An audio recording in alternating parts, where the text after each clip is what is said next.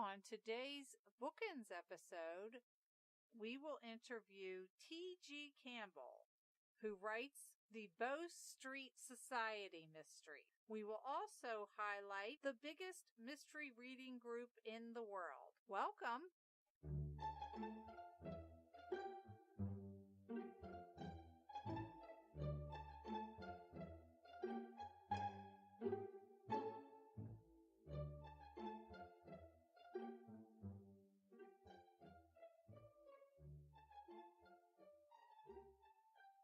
Hello, and welcome to 6th Bookends episode. Wow. We are on a roll now. First thing we're going to do today is to have an interview with T.G. Campbell, who is from England, and she has the Bow Street Society.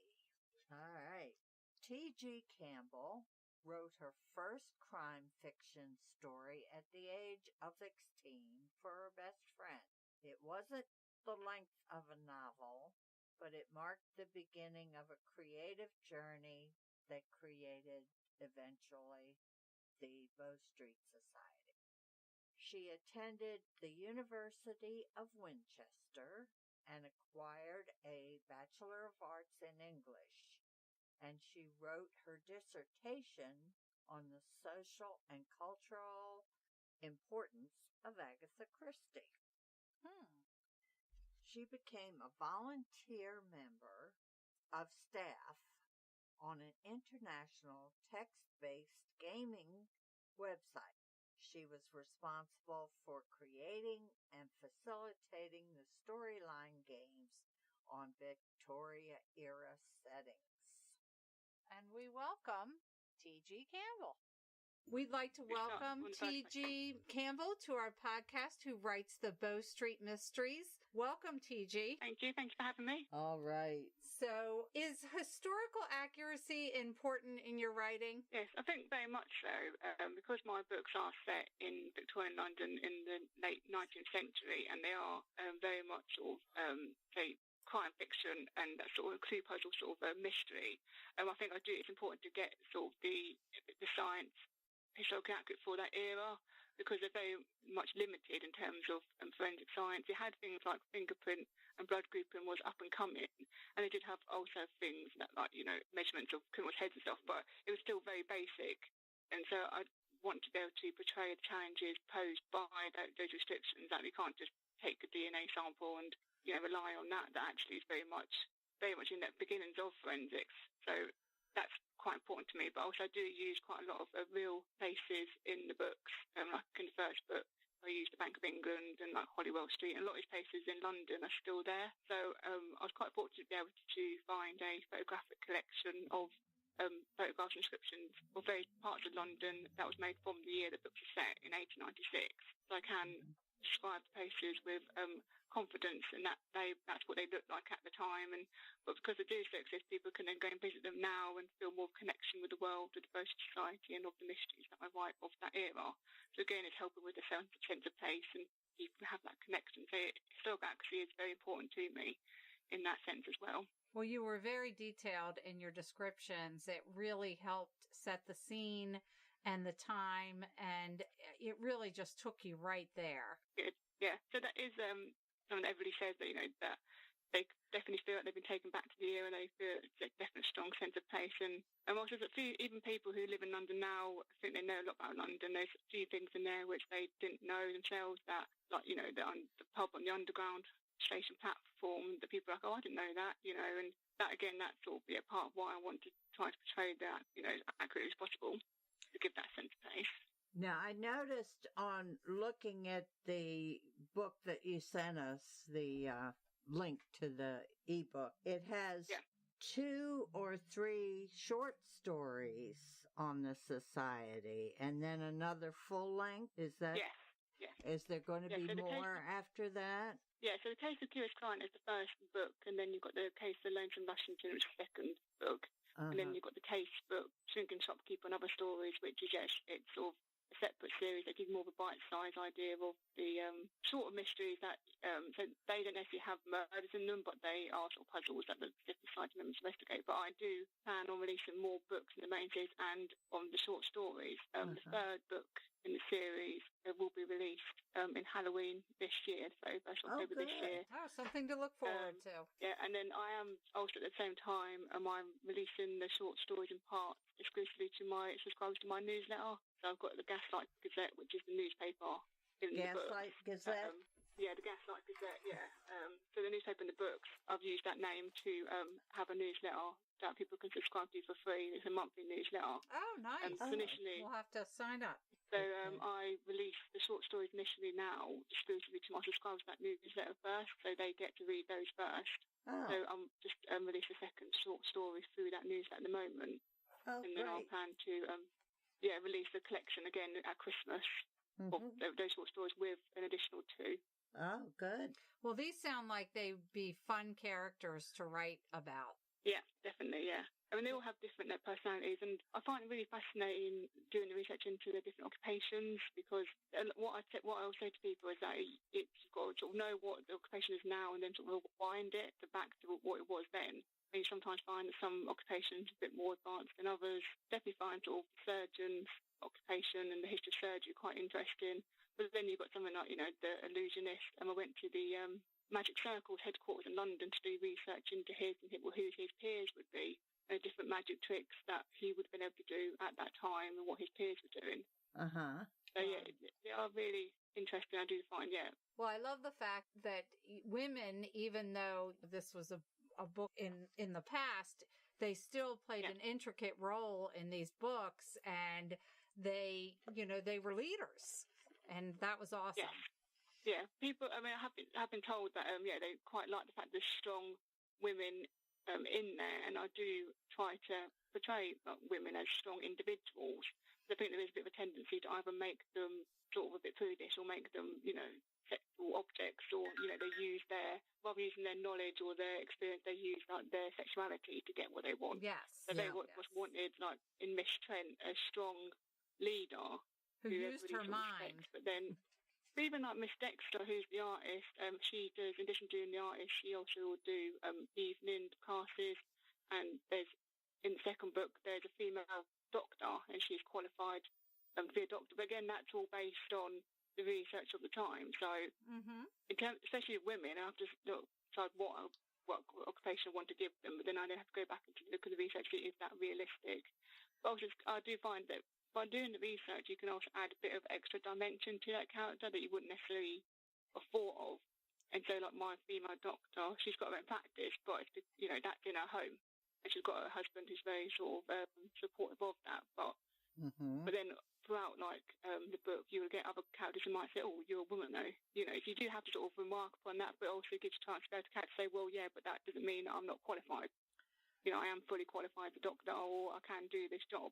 And I do think it's important to be able to show that even though there is a stereotype that women were quite oppressed back then, I'm sure they were, there was strong women of the era, and I think it's important to be able to portray that aspect of the era as well, that there were strong women who knew what they wanted and could be leaders.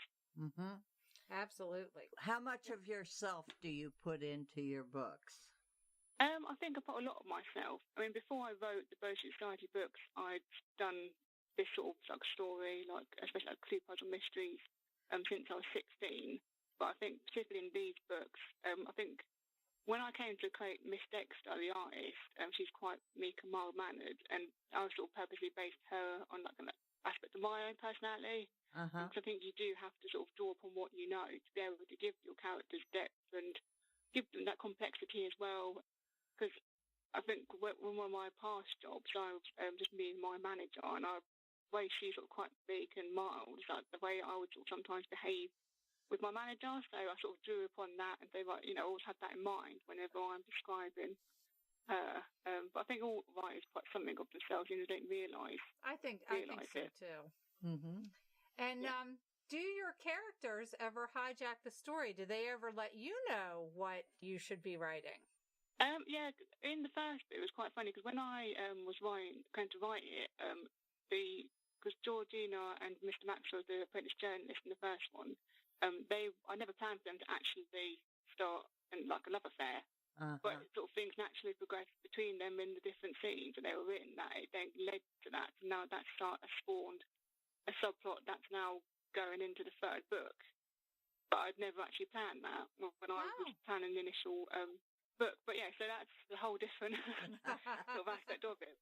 And also then generally when you are, I mean, I do plan the mysteries to a certain point, but when you are writing them and the characters are asking suspects questions and they're looking at the clues and everything, they will ask questions which you won't necessarily have thought of when you're planning it, but then naturally, and the questions that they would naturally ask, and that might then take the mystery in a different direction, but you should then have to then follow in order to make it be more organic and a bit more logical in the way that they investigate the mystery. So, yeah, quite often they do hijack the story, yes. So do you write your ending before you write the rest of the story? I don't write the ending. I know who's done the murder. Right. I know how, why, and I know who hasn't done it. But I always purposely leave the solution scene, because I very much sort of go in the Agatha Christie style, where they get all suspects together and they then give their solution. And I also have an epilogue at the end of each book, which is like a bridge between, tells about the aftermath of the mystery, but then it gives a bit of a bridge to the next book. I always leave those two bits to the end. Yes, you had a very detailed epilogue in your book. I appreciated that. Yeah, because I mean, with the epilogue as well, I always try to keep like a cliffhanger that's a nice cliffhanger, but not a cliffhanger that's going to make you think, I've got to wait ages for the next book. So I think sometimes if you have too much of a dramatic cliffhanger, you can get quite frustrated, and I think some people don't like that if it's too dramatic. But I say I do. I'll leave the writing of those two bits until the very end, because I like to have a bit of not knowing myself. So, and very much sort of what happens in the main book will determine what happens in the epilogue. And I'll quite often I'll make notes maybe as I'm writing it and put in the epilogue file, and then I'll write the epilogue at the end. Now, a question for fun: if the Bow Street could have an opinion of you, what do you think they'd think of you? I think they probably initially think that's quite diabolical, thinking of all these crimes and murders to make them investigate. I think they probably think, criminal mastermind there. But I think they would also know ultimately that I want the same thing as them. I want the murder to be caught and the right person to put in prison and for the order to be restored, basically. And that's very much what's tradition of sort of Clue mystery. Clue has mysteries that, the reassurance of at the end the murder's always caught, everybody sort of moves on and the mystery's solved and, you can carry on. But I think, I think that would be ultimately they would think that I was on their side. But I think as well they would probably be quite annoyed at all the drama that also into their personal lives as well. I can see that. But again, that's sort of, because they are ordinary people, they have got problems outside and their lives outside of the mysteries, and always have sort of core characters who will always be in the mysteries. Some of the characters won't always be in every mystery, because it all depends what the mystery is in terms of who Miss Trent would then decide to take on, because in terms of who's going to assign to the case, because, their skills might not be suited to all cases. Yeah. But it's nice to be able to, have that sort of stage read something, or who, when they first get the case, they really could think, who's she going to bring in this time? You get a bit of that excitement as well.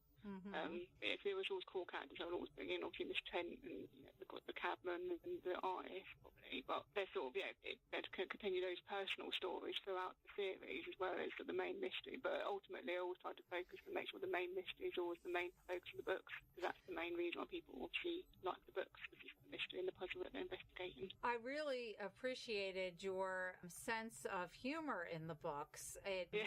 There were a couple times that I actually laughed out loud in some of the things that happened, and I really, kind of broke things up because, you had something serious going on. But I tell you, I could definitely see this as a movie. The characters were just great. Yeah, everybody said that, isn't that, that it would make a really good movie. And especially some of the characters like Mr. Maxwell, I sort of wrote him specifically as a humorous character. And some people have said that you get, initially they sort of get a bit annoyed with him, with his clumsiness and his, awkwardness, but then they say, actually, he grew on me. That was very good. But also, because before I worked in my writing, I also work as a receptionist. Before that, I did actually work at a magistrate's court with the witness service. So I I did actually work with witnesses going to court and offer support with my role, like an administrator. I would ring the witnesses to arrange support for them on the day going to court. So I have had sort of third-hand experience of like the impact of crime